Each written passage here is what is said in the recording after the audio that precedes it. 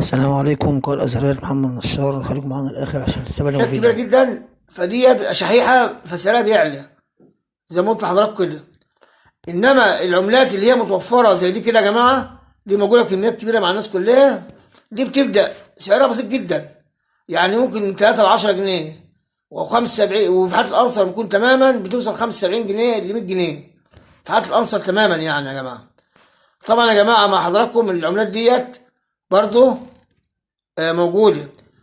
وبالنسبة للبيع والشراء أنا أقول لحضراتكم لو عايزين تبيعوا في أماكن القاهرة اللي هو شارع خان الخليلي، وفي باعة متجولين في شارع وسط البلد، وفي سوق السيدة عائشة، وعند حضراتكم سوق الجمعة. طبعا دي مناطق كلها موجودة في القاهرة. وفي أماكن تانية برضه أقول لحضراتكم في الفيديو اللي جاي برضه أماكن جديدة هكشفها لحضراتكم وأقول لحضراتكم عليها. وهسيب لحضراتكم رقم موبايل لأحد التجار المحترمين اللي ممكن تتعامل معاه بأمان. تبعت له على الواتس صورة العملة اللي عندك اللي هي المهمة، مش العملة العادية. العملة العادية ما تساويش شيء، هو هيقول لحضراتكم العملة دي تساوي قد إيه. راجل أمين ومحترم. هقول لحضراتكم رقم الموبايل ده يا جماعة، هسيبه لكم في أول تعليق في الفيديو من تحت. وطبعا يا جماعة زي ما قلنا لحضراتكم أماكن بيع العملات اللي هنقول لحضراتكم في القاهرة.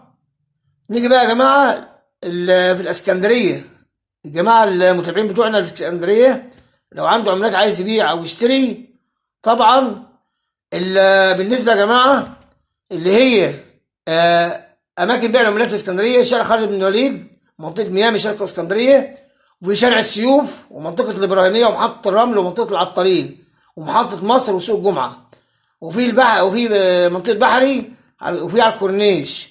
دي يا جماعة زي ما قلت لحضراتكم أماكن بيع العملات في اسكندرية.